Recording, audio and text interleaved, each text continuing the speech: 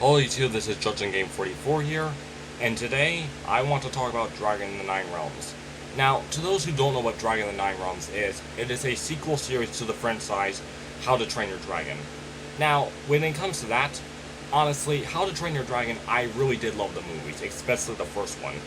Back when it first came out, I thought the CGI was just incredible. It was one of the best CGI movies I have ever seen. And honestly, the story, the characters was all just so great back at the time. And honestly, as the movies kept coming out, the CGI just got better with it. I especially love the third movie, how great the CGI has improved compared to the first one. I especially love basically everything about it. Along with the TV series we got from them, from Riders of Berg, Race to the Edge, all of that. Even the shorts we got. I especially love the Christmas special we got at the end at the third movie. And honestly, it was just great. Now, when it comes to Dragon in the Nine Realms, is it still as great? Honestly, it is. Not as great as the How to Train Your Dragon, but that's because it's completely different in a way. I feel like this is more of its own thing, but how things have changed. Now, Dragon in the Nine Realms is a TV series that has 6 episodes so far in Season 1. I haven't seen Season 2 yet, but I am looking forward to watch it soon. But I wanted to talk about this season first before we do any more talk about it. So, let's begin. Dragon in the Nine Realms takes place 1300 years later. A comet has struck the Earth, opening up the fissure that leads into the hidden world of dragons. This causes a bunch of scientists to come all around the world to come together, open up a laboratory, and study the fissure. None of them knows about the existence about dragons yet. And the one who does discover this is one of the children, named Tom, who is to believe, and I definitely do believe it, is a descendant of Hiccup, an asteroid. He even mentioned he's a descendant of a Viking. Now, the first episode introduces us to who the characters are a little bit, as well we get a little bit of a tour around the place. Tom eventually discovers there's a dragon because he actually lost his drone that went down the fissure and couldn't get it back. So he had to went down, of course breaking the rules, and find it, where he finds a Nightlight, a descendant of Toothless and the Light Fury. Now, okay, that's a lot, but that's basically how it is. So, personally, that's how the story of the first episode goes, and each episode afterwards is the other writers finding a dragon of their own and becoming friends with it. We got June, who becomes friends with a 2-headed Chinese dragon, Wu and Wei. We got D'Angelo, who tames a beetle dragon after helping it and befriending it. And we got Alex, who the dragon actually came to her and comforted her when she was scared or nervous. And the two actually came to understand each other and be friends.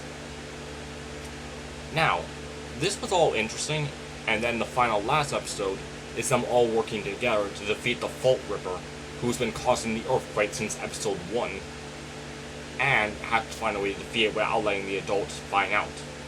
Which was honestly a good idea. I did like it. So that's how it is. But what do I think about all this stuff about this whole show? Well, let's first start off with the animation. The animation is alright. I find it looking good for a TV show series, since it is a cartoon CGI, and really not that big or anything, budget when it comes to the movies, but that's perfectly fine. I mean, you can't really expect it to look just like the way the movies did. Some people still do complain about it, and I will admit, there are some scenes in this that just look weird. Some of the camera models do look a bit odd, because I could have sworn like May's face, June's mother, the side of her face in the first episode, when in a certain scene I can't remember, but her side of the face of hers looked very sharp looking. Like sharp, like, I don't know how to explain it. Like, there was just something wrong with the side of her face there for a moment. As well, there were some glitches, I was told by some people. Glitches. As well, besides that, some people did not just like the way the style looked. I mean, to be fair though, there is a reason I can see, like, it does kind of look like the How to Train Your Dragon show, when you kind of like notice the little details, but like, with everything in this, like, since it's take place 1300 years later, it kind of makes sense the way how it looks, because everyone's dressed different, everyone has different hairstyles, and everyone, the buildings are different. They were not made out of the same material as how Drain Your Dragon was. With their houses and homes and buildings, yeah, I can understand why it looks different.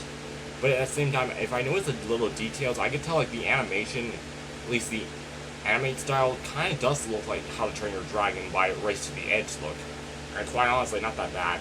But I kind of see some people, because some people have complained, like, some of the character models' faces look really cartoonish, while Tom is not. I personally really don't see that way. I just think they had just, like, different cultures of people all mixed together now. Because, like, how to say that? Wait, what? All types of people around the world are now coming together, while we had, like, one Viking village all together. But still, it's not really a big deal to me. I honestly kind of really like the way how the show looks and everything. I do think it could have been a little bit better because there were some awkward scenes that could have been fixed, but still, it's perfectly fine the way how it is, really.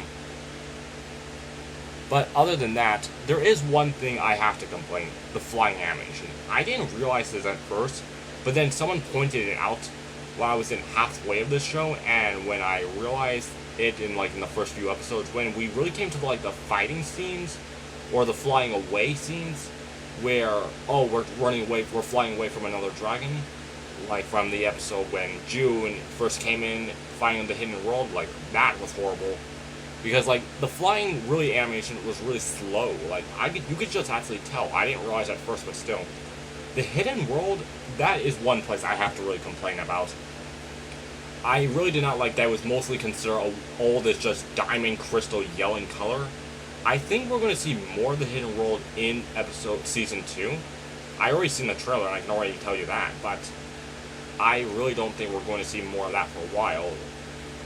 Yellow Crystal, because it looked like alienistic, like we're in an alien world, because all it was just a bunch of yellow diamonds, and when June fell down the hole, it felt like we were just in a completely different room, with it just having look the way it should have looked. But other than that, it's okay, which honestly, I'm not gonna lie, I did not like the fact that we had to deal with June and D'Angelo taming their dragon in the Hidden World. I was actually glad Alex and Tom did not have to tame their dragon in the Hidden World, so I didn't have to look around that area. Yeah, that was part of the CGI I really did not like. Now, other than that, there are some other things. The character designs, honestly, most of them are fine, but the kid designs I kind of don't like. I'm not a big fan of the overalls Alex wears, but I honestly am a big fan of her personality and character, along with most of the other characters, but June design, oh my god, no. That is way too much purple if you ask me. I mean, I guess I can kind of understand since her dragon is half blue, half red, so make her purple, but why do they have to go so far with making her purple, along giving her purple eyes, if you notice? I mean, granted, you could just make the excuse that's contact lenses, but still, too much purple if you ask me. Now, other than that, D'Angelo, I actually do find him funny. He's actually really sweet, loves animals, and loves helping them. I really did love the episode that he was in. I didn't like June and D'Angelo's episodes of taming their dragons at first, because I didn't like it, but when they start bonding with their actual dragons, where June started to understand what the dragon wanted to be respected, and D'Angelo able to help the dragon, and actually found a way to become friends and partners with it, was actually really good. I actually love those scenes a lot. Now, Tom's relationship with his dragon. Now, some people complain about this relationship because they just bonded over food and it was a big ripoff to eating the fish thing in the first movie. Now, first off, I don't really care that much.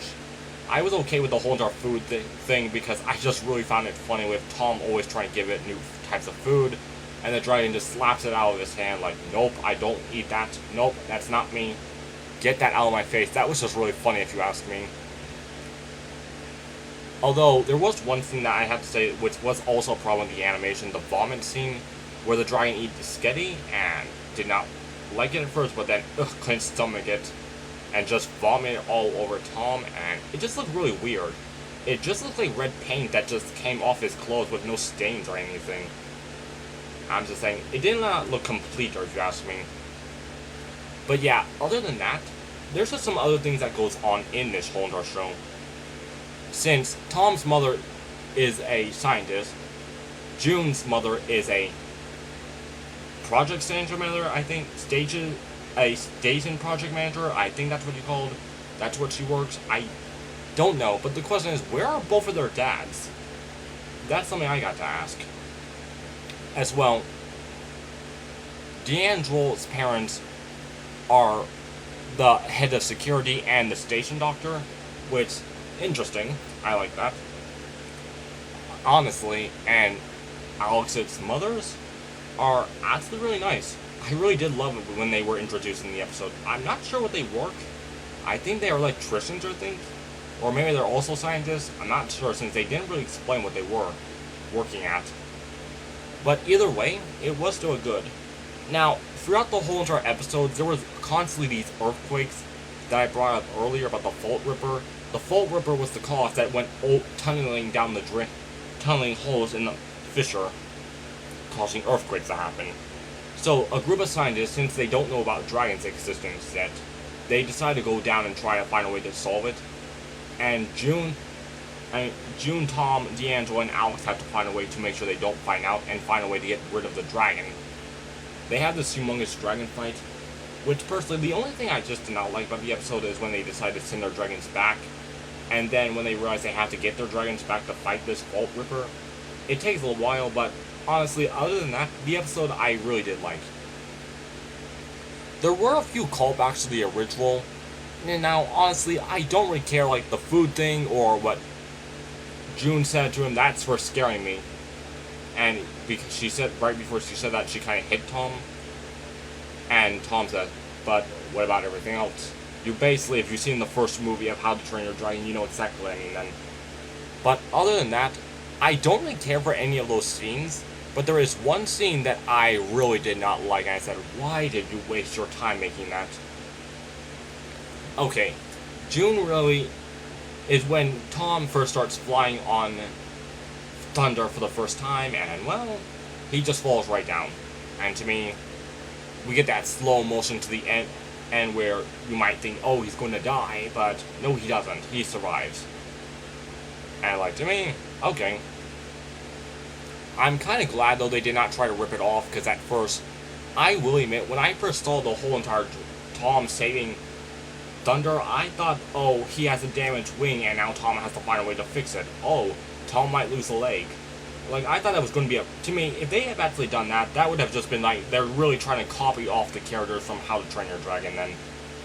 Now, I can understand that some people find some rip-offs with the other characters from the original, but personally, How to Train Your Dragon had made many different types of characters, and honestly, I don't care if they kind of reuse, because you can't, like, really try to make completely original characters that have completely different personalities with no similarities to the original. Characters from over 1,300 years ago of the original story. So, I'm honestly not that fully surprised what they did, but honestly, the characters are really still different when you really look at them. And honestly, I really do like the show. I think it's really good. I think Season 1 was a good startup. And I like the way when Tom actually might realize he's a descendant of his legend stories when he looked at his Viking helmet. Now, to me, that's another thing I had to bring up. I thought at first the show was just lazy, because I thought, oh, they did not put the symbol on Tom's helmet at the first episode, and then they did the big reveal that Tom has a Night Fury symbol on his helmet. And when I saw that ending, I was completely convinced that Tom was definitely a descendant of Hiccup. But other than that, when I actually went on Wikipedia, yeah, I already knew about Tom's name could actually mean Hiccup's last name, Hador. I think that's what it's called, I forgot. But nonetheless, son of the heir, son of the chief as well, that's also what it can mean. But other than that, I actually went on Wikipedia and actually found out someone had pointed out in the first episode, Tom was actually wearing his helmet backwards, and if you look closely, you would notice the symbol. And I was like, oh my god, the show was not being lazy then. They actually did something smart. Foreshadowing. Which to me, that was a good idea. And I think the helmet was also part of Hiccup's original helmet he got from the first movie. Which would make sense for a past handing down. But still. Nonetheless, this was a good TV show. And really, I'm looking forward to see what they're going to do for Season 2. Anyway, guys, I hope you did enjoy this. And until then, this is Judging Game 44, signing out. Until then, I'll see you all later. Bye!